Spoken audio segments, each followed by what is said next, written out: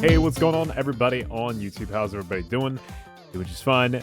Doing awesome, actually. So today, welcome to a tips and tricks video here on the channel, where I'm going to be showing you guys some uses of the new 1.17 block, some tips and tricks, you know what I mean?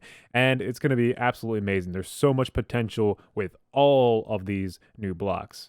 Let's get right into it. All right, so for this first design, I have this sort of copper fence thing going on here, which I think looks pretty cool. The only thing is that it'll turn to that bluish color in the rain, so you got to be careful of that.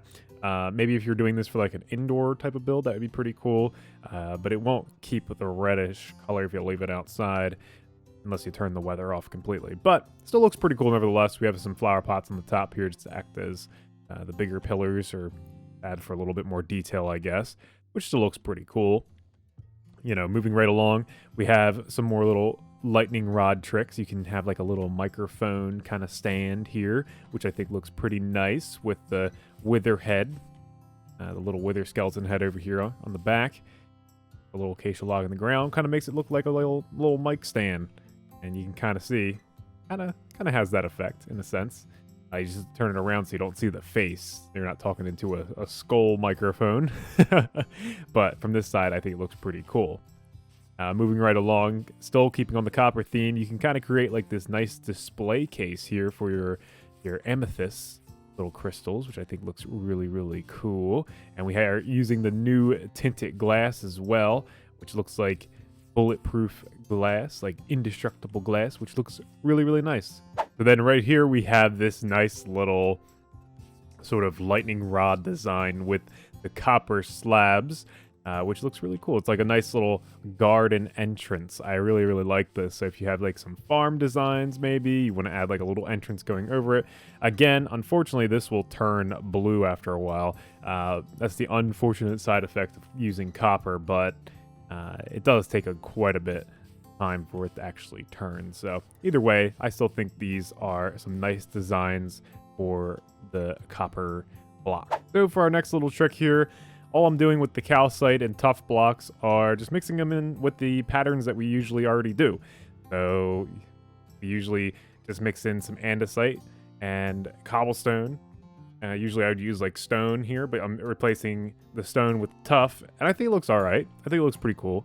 It definitely has like a different texture, and it does stand out a little bit more than the other stone variants. But either way, I mean, it is a nice stone block, or a nice gray block, so I mean that's always going to be welcome, as well as a nice new white block, which I actually really like this block a lot. I think it's a nice texture, and you know, it's going to work really well with the patterns that we already use in our builds for these whiter patterns in the top faces of our house, which I think looks really, really cool. Either way, these blocks are both welcome into my building palette, and they look really nice. Next up on the list, we got this nice little sort of tunnel here made with this very, very blue, teal, greenish copper. It looks really nice. I really like it, but that's not the point of this. It's to show off the lovely tinted glass that we have here, displaying just some alien substance maybe behind the wall. I don't know, maybe some scientific evidence kind of being contained behind there. If you didn't know, this also tints the light, so yeah, it blocks out any light coming through it, so you can still see through it, but it'll also tint it as well, so it'll basically be what it is called, which is tinted glass, which is its name. But yeah, this is one of the things you can do with it. And you can also put like mob farms behind here too, or like the spawners for your spawn rooms, and the light won't shine through, so you can have as much light on this side as you want.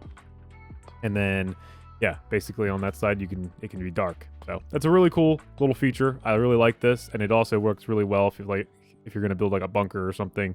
It just looks like a stronger glass, more heavy-duty glass.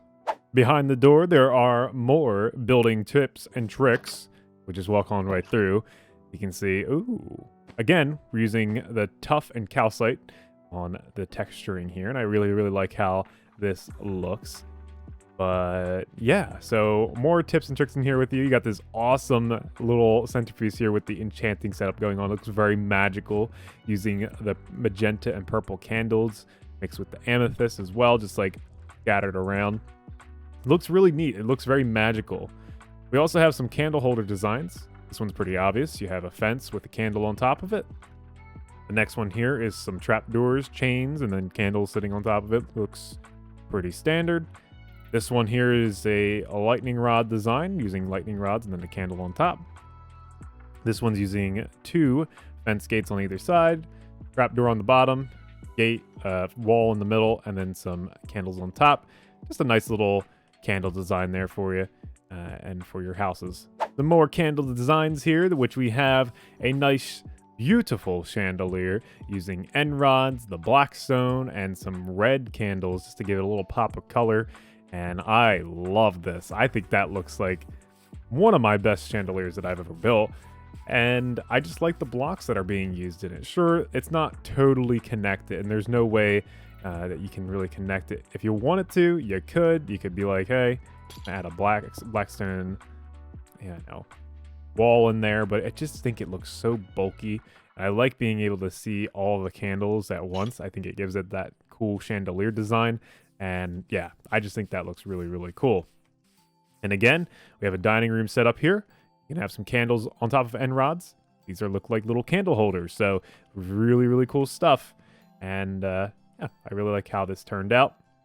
Another thing that you can do with the red candles is you can make them sit on top of barrels. You can put a sign that says explosives, have more candles that are unlit all around, and they look like dynamite next to your TNT, next to your mine shaft. So looks really, really cool. I love, again, the candles. You can use them in many different ways.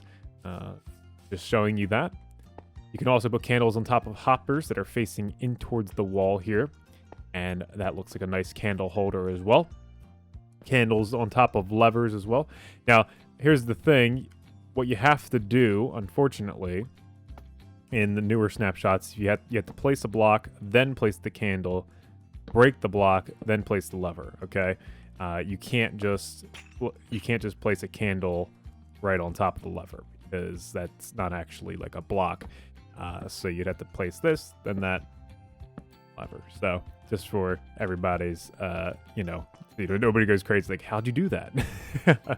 All right, so these next few tips and tricks are going to be all about this new foliage that's coming to the game, which is probably like my favorite part of it all. And we're going to start off over here with this nice little bush kind of design here, nice little flower box kind of design with these new flowery bushes. Looks so cool. Got these small little trees that are being in these little planters right here, which I absolutely love. I think that looks amazing. And again, you can switch these out for any, trap doors that you want. It doesn't matter what you use.